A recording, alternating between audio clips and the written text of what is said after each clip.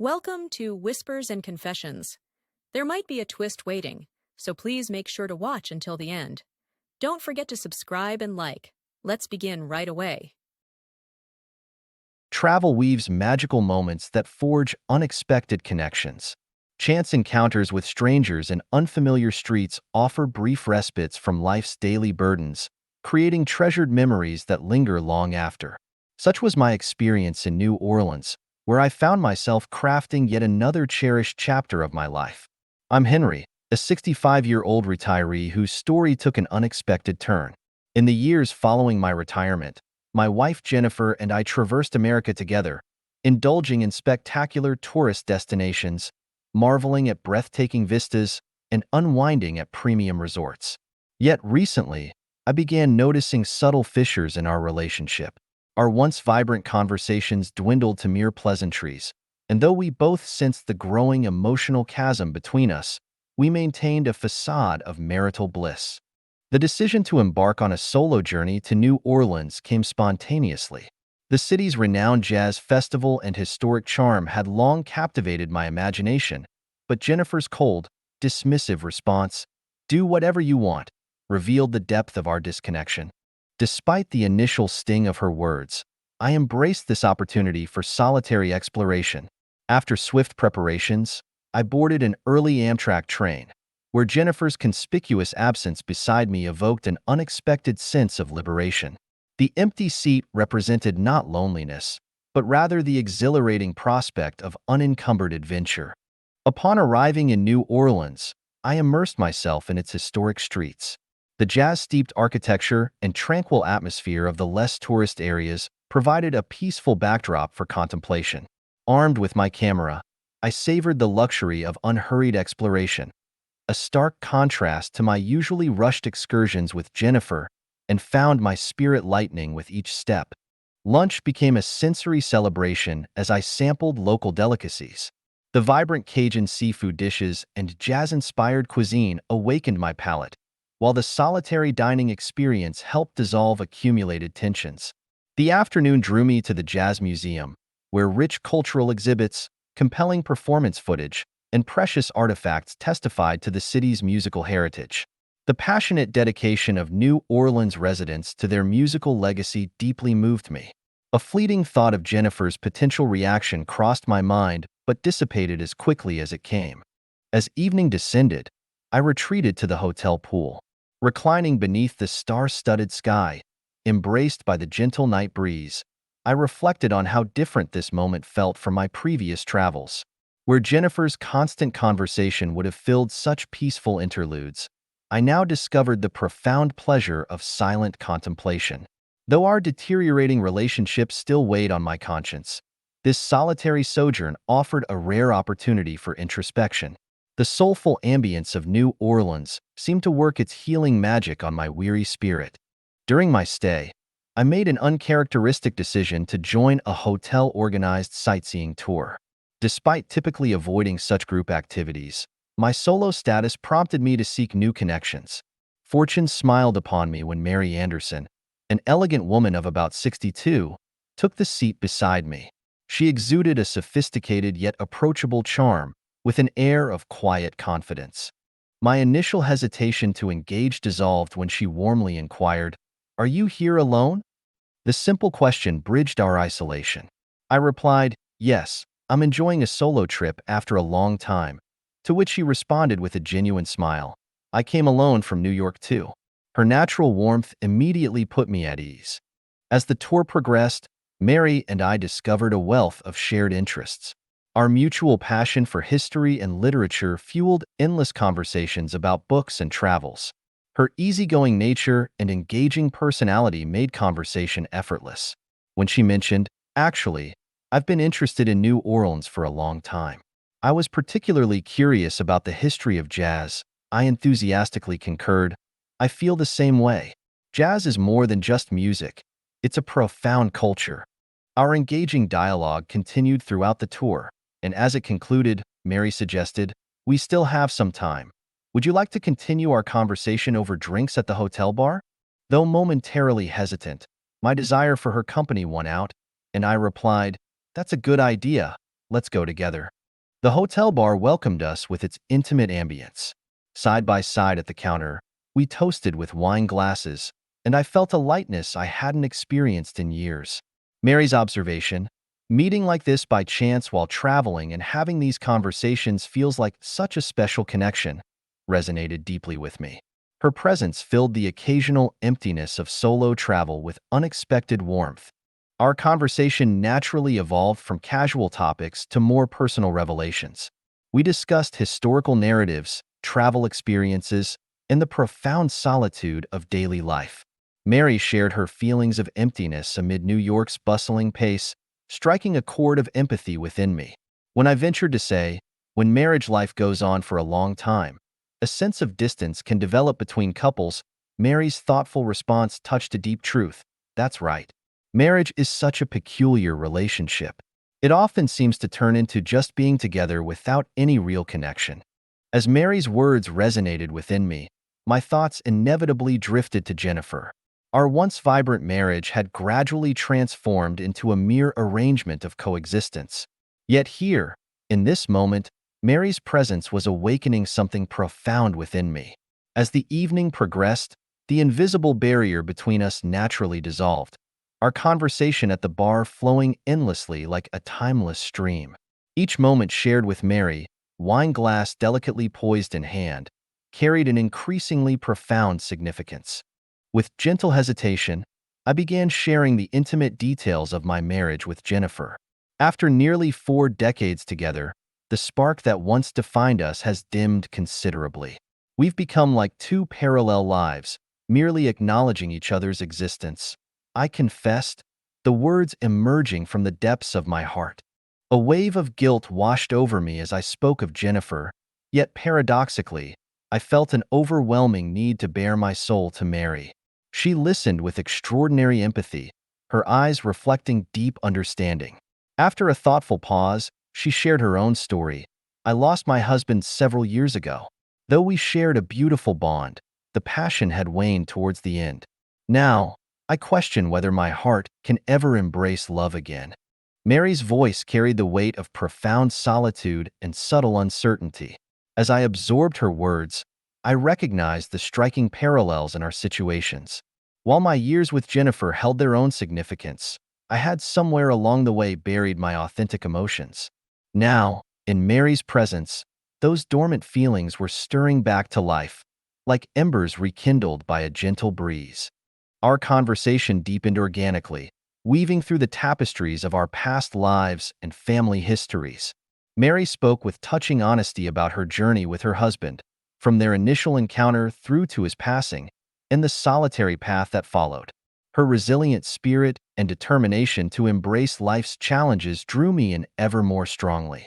As I articulated the evolution of my relationship with Jennifer, clarity began to crystallize within me. Perhaps the very length of our union had inadvertently dimmed its intensity, reducing us to two souls merely sharing physical space rather than emotional connection. I hope this doesn't sound inappropriate. I ventured carefully. Mary's warm, encouraging smile prompted her to say, "Please, go on." Emboldened by her gentle reassurance, I continued, "Being here with you feels extraordinarily special." I hadn't realized how much I'd missed having such genuine, heartfelt conversations.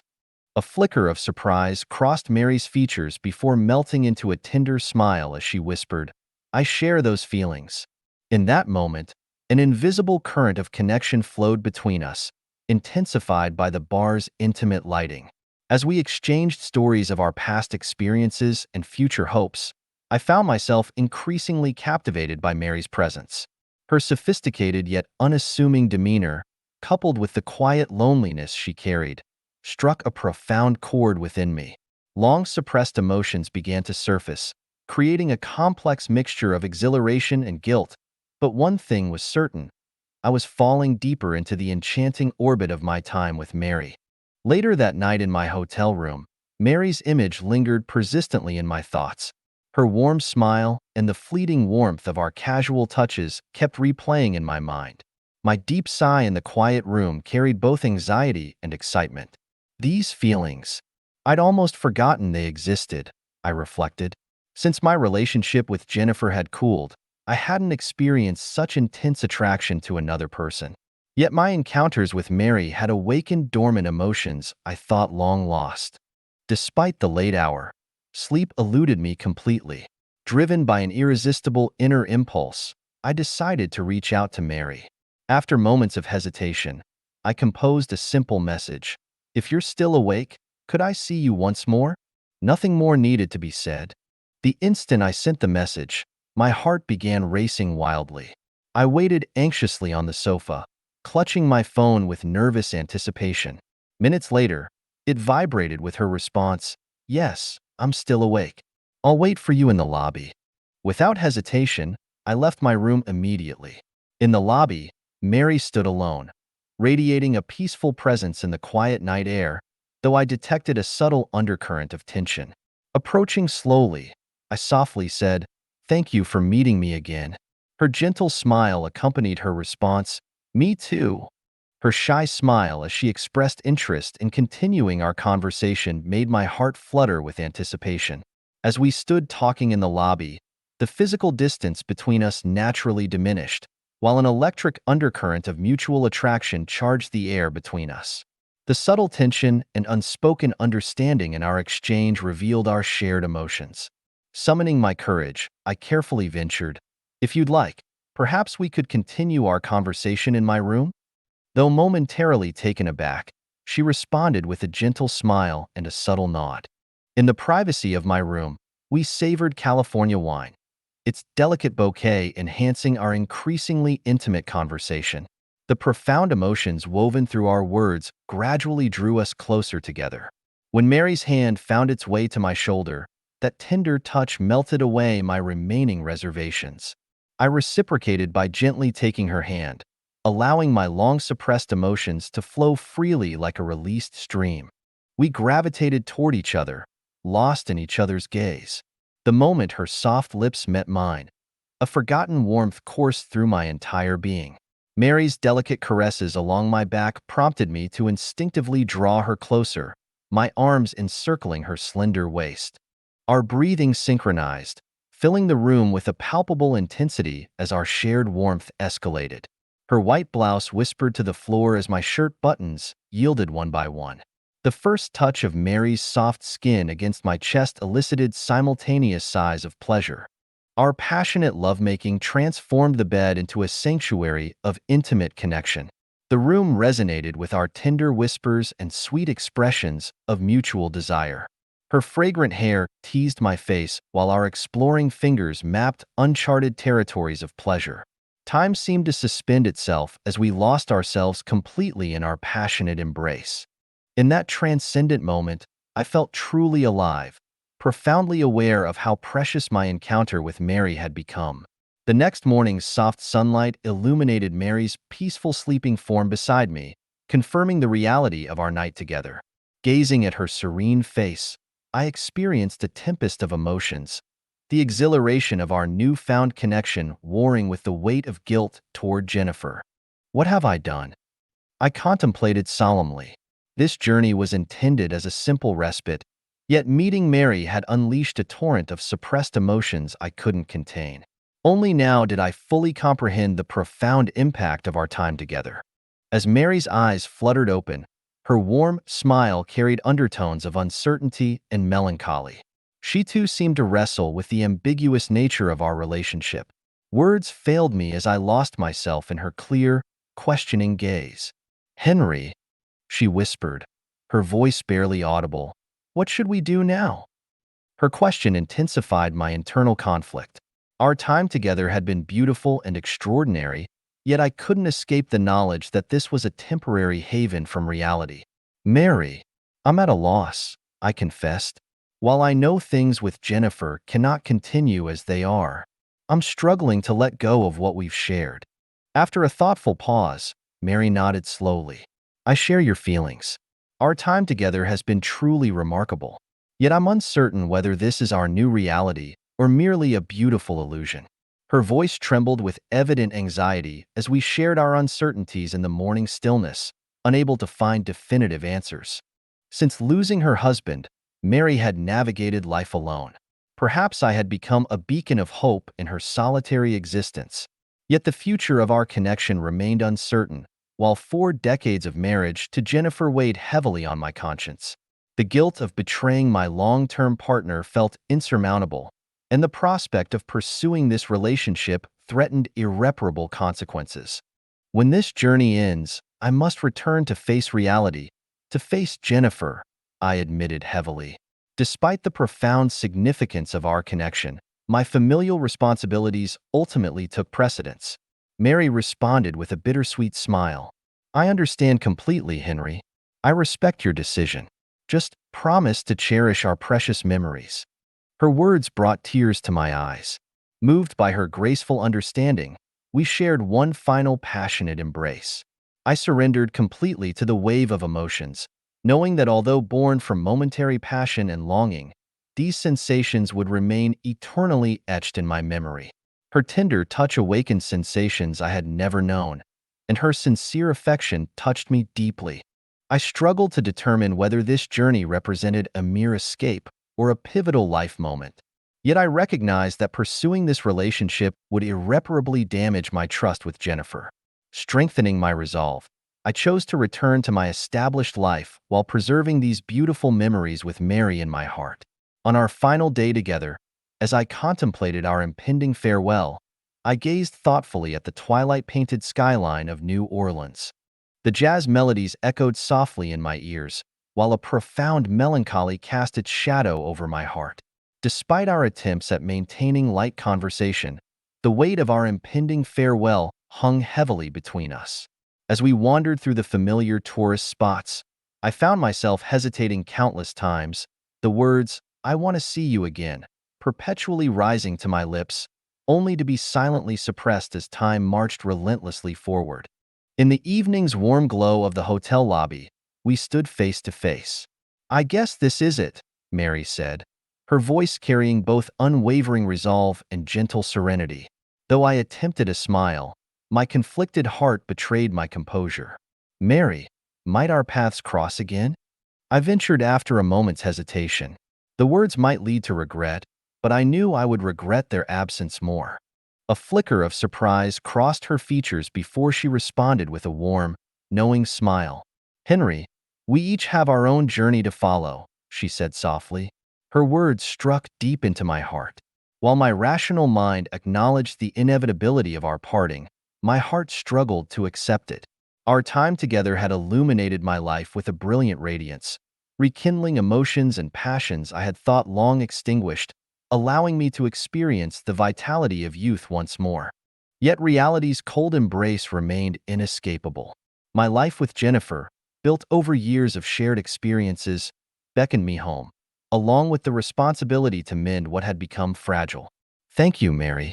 Every moment we've shared will remain eternally preserved in my heart, like precious gems. I'll treasure them always, I expressed with heartfelt sincerity. Her peaceful smile accompanied her response. I feel the same way, Henry. Meeting you has been an extraordinary gift in my life. Her words brought me solace. We had shared something meaningful, and perhaps that was enough. As we embraced one final time, I felt our brief but profound romance gently drawing to a close as our hands slowly parted. I watched as Mary silently turned and disappeared into the evening, before directing my own steps away. Standing outside the hotel, I gazed up at the New Orleans night sky, where stars sparkled with magnificent indifference, their distant beauty tugging at my heartstrings. Yet this journey had granted me clarity. Through Mary, I had rediscovered parts of myself I had forgotten and gained the courage to view my relationship with Jennifer through fresh eyes. Upon my return home, I intend to engage in an honest, open dialogue with Jennifer. Though the path ahead remains uncertain and our future unclear, my encounter with Mary has bestowed upon me a new perspective and renewed hope. While this chapter closes, another awaits to be written. The shape of that journey now rests in my hands to determine.